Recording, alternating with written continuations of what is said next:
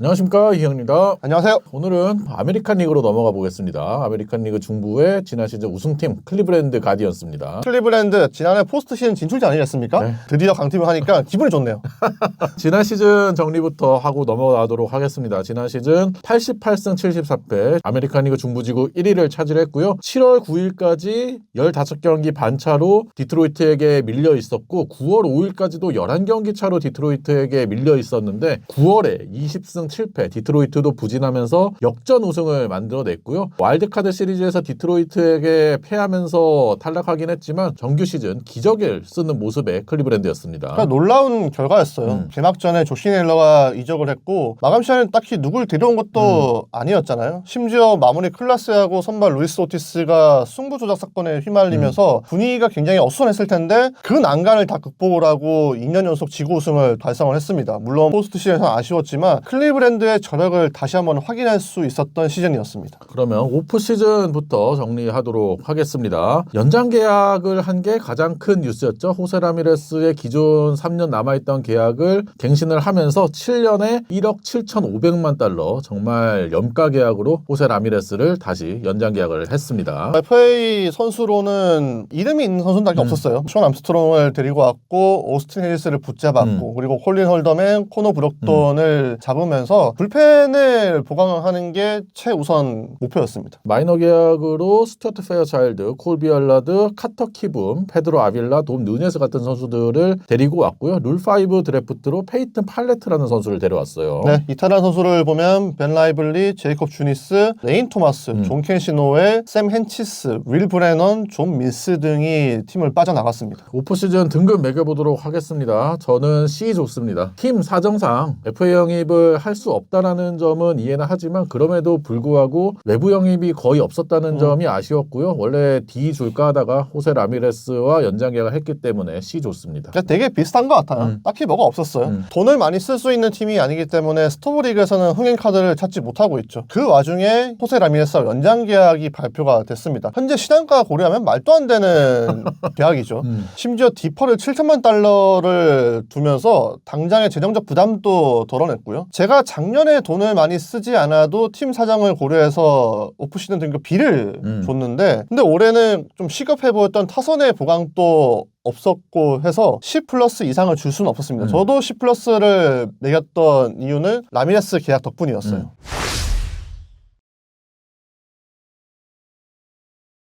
예상 라인업 알아보도록 하겠습니다. 1번에 스티븐 ኳ, 2번에 조지 발레라, 그리고 호세 라미레스, 카일 만자도, 체이스 데로터, 가브리엘 아리아스, CJ 케이푸스, 보 네일러, 브라이언 로키오가 라인업을 구축하겠습니다. 예상 선발진을 보면 케빈 윌리엄스와 테너 바이비, 슬레이드 세코니가 1, 2, 3 선발로 잡혀있고 로건 앨런과 조이 칸티오 이 자완 2명이 4, 5 선발을 메우고 있습니다. 예상 불펜 알아보면 케이드 스미스가 마무리를 볼 것으로 보이고요. 헌터 게디스, 션 암스트롱, 에릭 사보스키, 맷 페스타가 구성을 하겠습니다. 관전 포인트 알아보겠습니다. 제 첫 번째 관전 포인트는 찬양 호라입니다. 찬양 네. 하라인데 라미레스를 줄여서 호라라고도 부르니까 찬양 호라로 써봤는데요. 시대 클리브랜드의 최고의 행운이 아닐까 싶습니다. 30대에 접어들었지만 기량이 전혀 떨어지지 않았죠. 지난해 2년 연속 30홈런 40도루 시즌을 만들어내면서 올해도 리그 탑5 안에 충분히 들어갈 수 있는 선수라고 봐요. 이런 선수가 나는 50%는 도미니칸, 50%는 클리브랜드 사람이라고 말할 정도로 클리브랜드를 사랑하는 거는 다른 팀들도 부러울 수밖에 없는 상황이라고 봅니다. 올해 라미레스가 홈런 15개, 도루 13개를 더하면 통산 300홈런 300도루를 달성을 하죠. 메이저리그 역사상 8명밖에 없었던 대기록입니다. 클리브랜드 소속으로는 300홈런 300도루를 완성했던 선수가 그 전에 한 명이 있었습니다. 1979년 바비 온즈였어요. 그 이전까지 홈런 4개가 부족했었는데 클리브랜드에서 홈런 25개 치면서 이 기록을 완성을 했더라고요. 물론 바비 온즈는 클리브랜드에서 딱 한 시즌 뛰었습니다. 근데 흥미로운 부분이 있어서 소개를 해드리는데 앞서 라미레스가 작년에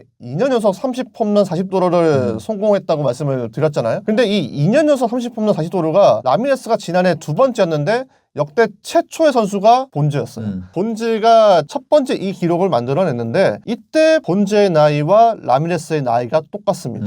네, 어쨌든 라미레스 같은 경우는 39세까지 클리브랜드 시즌이 보장이 되면서 각종 타격 기록을 경신할 것으로 보이잖아요. 클리브랜드 팬들이 이런 레전드를 보는 것만으로도 자부심이 크지 않을까 싶어가지고 찬양 호러를 했습니다.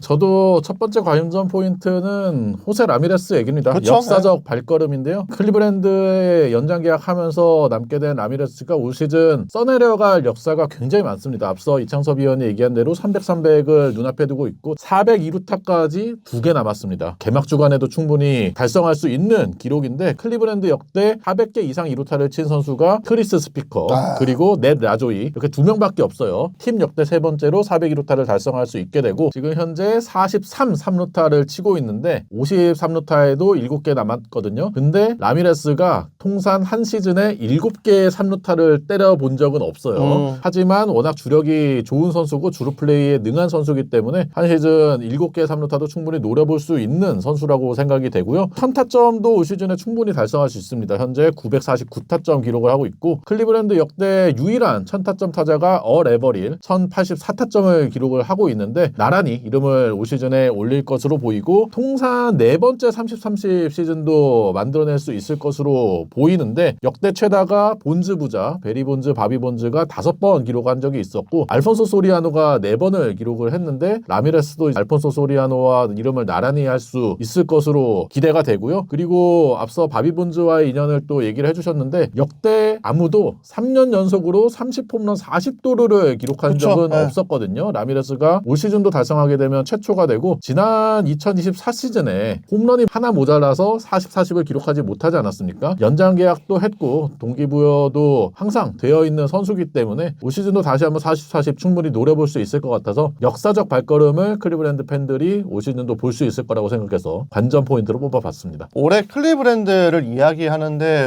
호세 라미레스를 첫 번째로 얘기 안 할 수는 없었어요. 저희가 웬만하면 겹치는 부분을 피하려고 노력을 하는데 사실 호세 라미레스는 어쩔 수 없이 공통적으로 얘기할 수밖에 없는 선수였습니다. 제 두 번째 관전 포인트는 자신감입니다. 자신감은 불펜이죠. 클라스가 없어도 잘 버틴 불펜은 올해도 문제는 없다고 봅니다. 케이드 스미스가 마무리 자리를 잘 이어받았고 중간 자원들도 자기 역할을 잘해줬어요. 이번 겨울에 주니스가 레인저스로 떠났지만 또 공교롭게도 레인저스에서 지난해 잘해줬던 암스트롱이 합류를 했습니다. 지난 시즌에 기존의 빅4였던 팀 해린이 재고 불안이 심해지면서 부진했죠. 올해도 이렇게 예상치 못한 변수가 발생을 할 수가 있는데 그래도 보트 감독은 불펜 전력에 굉장한 자신감을 가지고 있더라고요. 이번 스토브 리그에서도 불펜 외에는 클리브랜드가 전력 보강을 한 곳이 없었기 때문에 클리브랜드는 여전히 불펜 야구가 기반이 돼야 된다고 보고 있고요. 보트 감독의 불펜 운영이 뒷받침이 돼야 가능하겠죠. 그래서 저는 보트 감독의 이 자신감도 변하지 않을지를 주목을 하고 있습니다. 제 두 번째 관전 포인트는 신병바다랍니다. 신병? 원래 더플백을 던지면서 얘기를 해야 되는 얘기인데 올 시즌 클리브랜드가 타선 쪽에 외부 영입이 거의 없습니다. 지금 마이너 계약으로 페어차일드나 카터 키붐 데려온 거 말고는 외부 영입이 거의 없는 상황에서 크리스 안토네티 사장은 마이너에서 올라오는 신인 선수들로 타선을 이끌겠다라고 오프 시즌에 이미 얘기를 했거든요. 지난 시즌에 클리브랜드가 평균 득점이 3.97 득점, 메이저리그 28위였고요. 타율, 출루율 메이저리그 29위, 장타율 28위. 정말 타선의 부진이 심각했습니다. 호세 라미레스를 제외하면은 타선에서 두각을 나타내는 선수들이 없었는데 그런 상황에서 올 시즌 신인 선수들의 활약이 정말 중요해요. 특히나 외야에 스티븐 칸과 짝을 이뤄줄 체이스 데라우터, CJ 케이프스, 조지 발레라 이런 선수들의 활약이 굉장히 중요한데 체이스 데라우터 같은 경우에는 마이너에서 부상으로 인해서 좀 많은 기간 빠지긴 했지만 항상 나올 때는 좋은 모습을 보여줬고 컨택과 파워가 다 뛰어난 선수라는 평가를 받고 있고 발레라 케이프스도 파워가 뛰어난 외야수들로 지금 평가를 받고 있는 선수들이거든요. 이러한 선수들이 외야에서 공격 생산성을 좀 더해줄 필요가 있겠고요. 내야에도 데뷔를 앞둔 선수들이 꽤 많습니다. 2024 시즌 전체 1순위죠. 트래비스 바자나도 지난해 더블A와 트리플A를 거치면서 성적은 썩 만족스럽지 않았지만 트리플A까지 일단 올라왔다라는 것은 올 시즌 데뷔가 눈앞에 있다라는 얘기고, 타율은 좀 떨어졌지만 타석에서 인내심이나 접근법은 상당히 좋았던 모습이었고, 이 밖에 제가 작년에 주목을 했었던 후안 브리토 선수가 지난 시즌에 마이너에서 부상으로 거의 뛰지를 못했었거든요. 하지만 이 선수도 마이너에서 선구안이나 파워에서 뛰어난 모습을 보여줬기 때문에 올 시즌 충분히 데뷔를 할 수 있는 선수고, 2021년에 마이애미에서 전체 16순위로 뽑혔던 카릴 왓슨도 클리브랜드에서 데뷔를 충분히 할 수 있는 선수거든요. 내야 쪽에서도 신인 선수들이 올라와서 좀 더 건전한 경쟁을 만들어내기를 안토네티 사장과 클리브랜드 팬들이 기대를 하고 있고요. 이러한 신인 선수들이 좋은 활약을 하지 못하면 지난 시즌 공격력을 그대로 답습할 수밖에 없는 클리브랜드거든요. 반드시 이 선수들이 터져줘야 되는 올 시즌이라고 할 수 있겠습니다. 제 마지막 관전 포인트는 자만심입니다. 저도 이형 위원이 앞서 얘기했던 팀 타선을 지켜봤는데 심지어 팀 타율이 2할 2푼 6리였어요. 단축 시즌을 제외했을 때 역대 포스트 시즌 진출 팀들 가운데서 지난해 클리브랜드보다 낮은 타율로 올라간 팀은 아무도 없었습니다. 팀 OPS도 0.670으로 리그 최하위였었고 전체 29위. 조정득점 생산력도 87로 포스트 시즌 전력하고는 거리가 완전히 멀었어요. 특히 작년에는 접근법도 좀 올바르지 않다고 봤어요. 클리브랜드는 컨택트는 좋지만은 타구의 힘은 늘 떨어지는 팀이었잖아요. 그래서 작년에도 평균 타구 속도가 88.5마일에 불과했는데 평균 발사 각도가 16.1도로 가장 높았더라고요. 근데 이런 거는 타구의 질로 유추되는 결과값을 두고 봤을 때 전혀 좋은 결과를 기대할 수가 없는데 이런 식으로 나오면서 타구의 질들이 더 안 좋아졌습니다. 그럼에도 불구하고 타선에 아무런 영입도 하지 않았어요. 지난해 클리브랜드가 88승을 올렸지만 득실차로 계산되는 피타고리안 성적이 80승이었거든요. 올해도 팬그래프 예상 승수를 찾아보니까 A의 중부 4위에 해당하는 75.5승밖에 되지 않았습니다. 물론 데라우터라든지 바자나 케이퍼스, 발레라 같은 젊은 타자들이 잘 성장하면 문제가 안 될 수도 있는데 저는 너무 안일하게 대처하지 않았나 해서 한번 얘기를 해봤습니다. 항상 저희가 말씀드리지만 신인 선수는 터지면 좋은 거고 안 터질 가능성도 충분히 생각하고 있어야 되거든요. 네. 그러한 면에서 안토네티 사장이 너무 자신감이 넘치지 않나라는 생각도 듭니다. 장밋빛 미래를 클리브랜드만 그리고 있는 건 아니니까요. 다른 지구 라이벌들도 이런 선수들이 잘 되고 긍정적인 이프들이 다 터졌을 때는 클리브랜드를 충분히 견제하고 잡을 수가 있는데 클리브랜드가 현재 전력을 너무 믿고 있지 않나라는 생각이 들더라고요. 제 마지막 관전 포인트는 에이스를 찾아랍니다. 세인 비버가 팀을 떠난 이후에 차기 에이스를 찾아야 되는 클리브랜드인데 가장 유력한 후보는 역시 개빈 윌리엄스죠. 강력한 구위를 가지고 클리브랜드 최고의 투수 유망주로 평가를 받았던 선수였는데 사실 꽃을 피우지 못하고 있다가 지난 시즌 후반기부터 각성을 하기 시작했어요. 지난 시즌 첫 11경기에서는 평균 자책점 4.27, 특히나 구인당 볼넷이 5.47개로 재구 불안이 있으면서 많은 이닝을 소화하지 못하는 모습이 있었는데 이후 20경기에서는 8승 2패, 평균 자책점 2.50, 현 11경기에 비하면은 구인당 볼넷도 3.99로 재구가 안정되는 모습이 나왔고 퀄리티 스타트도 첫 11경기 2번에 비해서 그 이후 20경기에서는 12번을 기록을 하면서 확실히 안정감을 찾는 모습이 있었고, 특히 아메리칸 리그 와일드카드 시리즈 1차전에서 6이닝 2실점 무자책 경기 굉장한 호투를 보여주면서 인상 깊은 활약을 했는데 하필이면 그때 상대 투수가 스쿠버리였죠. 그렇죠. 그러다 보니까 개빈 윌리엄스가 다소 빛을 보지 못했던 모습이 있었는데 지난 포스트 시즌에서의 그런 활약이 자신감을 갖게 하는 원인이 될 수 있을 거라고 생각해서 개빈 윌리엄스는 올 시즌에 조금 더 시즌 초반부터 에이스다운 모습을 보여주기를 기대를 하겠고요. 그리고 셰인 비버가 부상으로 오랜 기간 빠졌을 때 에이스 역할을 해줬던 테너 바이비가 데뷔 이후에 ERA도 계속해서 상승 중이고 FIP도 그렇고 성적에 기복이 있는 모습이 최근에 나왔는데 그래도 이닝 소화에서 지난 시즌에 처음으로 180이닝 던지면서 점점 늘어나는 모습을 보여주고 있거든요. 또 에이스의 덕목이란 게 경기를 지배하는 모습도 있지만 많은 이닝을 던져주면서 불펜의 이닝 부담을 덜어주는 역할도 있잖아요. 그런 면에 있어서 테너 바이비도 에이스의 덕목을 충분히 가지고 있는 선수라고 생각을 하고요. 이 두 선수가 엎치락 뒤치락 하면서 에이스 경쟁을 하고 원투펀치를 형성해서 시즌 끝까지 간다면 올 시즌도 클리브랜드는 충분히 포스트 시즌을 노려볼 수 있는 팀이 될 거라고 생각을 해서 세 번째 관전 포인트로 뽑아봤습니다. 수쿠버 발레스 이길 수 있냐? 그건 좀 쉽지 않죠.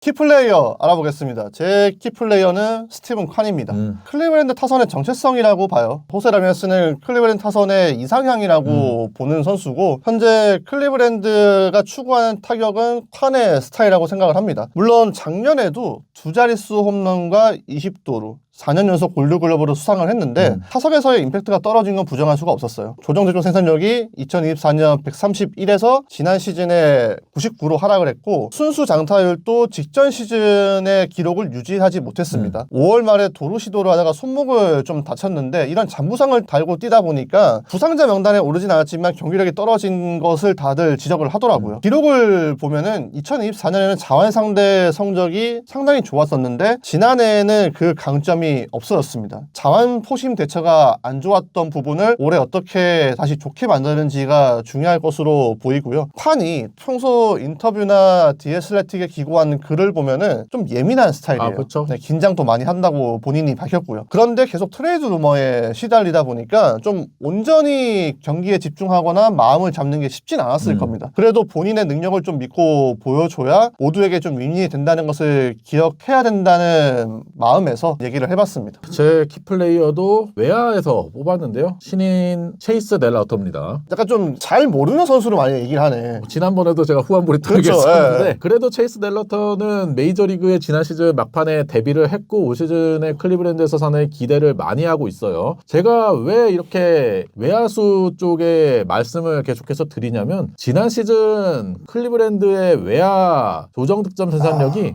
77입니다. 그렇죠. 메이저리그 29위였고요. 팬그래프 승리 기여도도 0.2, 메이저리그 29위에 그쳤어요. 그만큼 외야 쪽에서의 공격 생산력이 많이 떨어진 상황에서 외부 영입이 없다 보니까 결국에는 앞서 말씀드린 델라우터라던가 발레라, 케이푸스 이런 선수들이 잘해줘야 되는데 그 중에서 가장 기대를 받고 있는 선수가 델라우터거든요. 지금 베이스볼 아메리카 기준으로 트래비스 바자나에 이어서 팀 내 2위 유망주로 평가를 받고 있습니다. 마이너에서 부상이 잦다 보니까 많은 경기 출전을 못했음에도 나오는 경기마다 좋은 활약을 해줬고 컨택이면 컨택, 선구안이면 선구안, 파워면 파워 타석에서 갖출 수 있는 모든 분야의 장점을 가지고 있는 선수라는 평을 받고 있거든요. 그렇기 때문에 이 선수가 외야에서 자리만 잡아준다면 호세 라미레스의 짝으로 손색이 없는 선수라고 생각을 하고요. 보트 감독도 이 선수가 포스트 시즌 3경기를 전부 다 같이 하지 않았습니까? 포스트 시즌에서의 경험이 이 선수에게 큰 자산이 될 것이다라는 얘기를 했거든요. 올 시즌 시작하면서부터 개막전 로스터에서 주전 중견수를 맡을 것으로 예상이 되고 있는데 포스트 시즌 경험을 바탕으로 시즌 내내 안정된 활약을 이어가기를 기대를 하겠고요. 앞서 말씀드린 대로 이 선수는 가장 중요한 게 부상 방지입니다. 이번 오프 시즌에 그 부상 방지를 위해서 많은 노력을 했다고 해요. 체중 감량을 시도를 했고요. 그라운드에서 오랫동안 머무는 몸 상태를 오프 시즌에 만드는 게 목표라는 얘기를 했습니다. 이러한 노력을 바탕으로 이번 시즌에 좀 더 많은 경기를 소화를 하면서 외야에서 공격력을 많이 올려주기를 기대를 하면서 델라우터를 뽑아봤어요. 클리브랜드는 만자로도가 지난해 라미레스의 짝으로 이뤘지만은 결국에는 밑에서 치고 올라오는 유망주들이 라미레스의 뭐 조력자가 돼야 된다고 보거든요. 가장 1순위 후보는 역시나 델라우터가 아닌가 싶어요.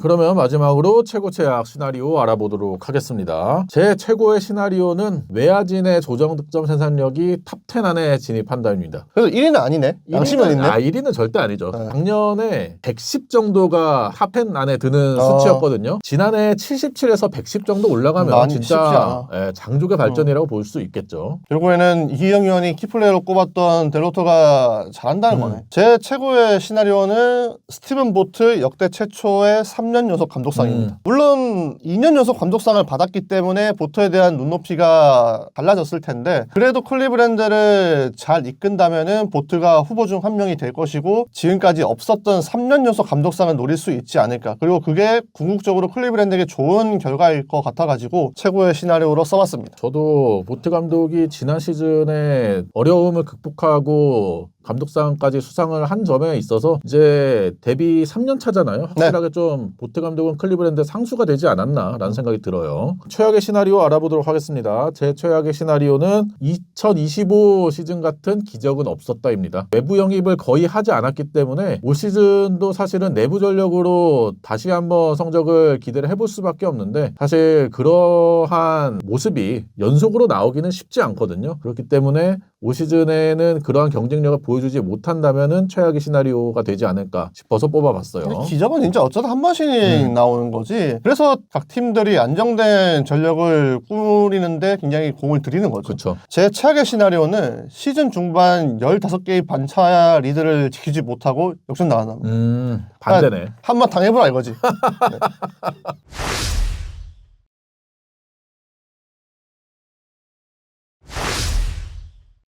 오늘은 저희가 클리브랜드의 프리뷰를 해봤는데요. 과연 지난 시즌과 마찬가지로 올 시즌 다시 한번 포스트 시즌 진출을 만들어낼 수 있을지 지켜봐야 되는 클리브랜드고 여러분이 생각하는 올 시즌 클리브랜드에 대해서도 댓글로 많이 달아주시기 바랍니다. 그러면 구독과 좋아요 부탁드리고요. 다음 프리뷰로 찾아뵐게요. 안녕.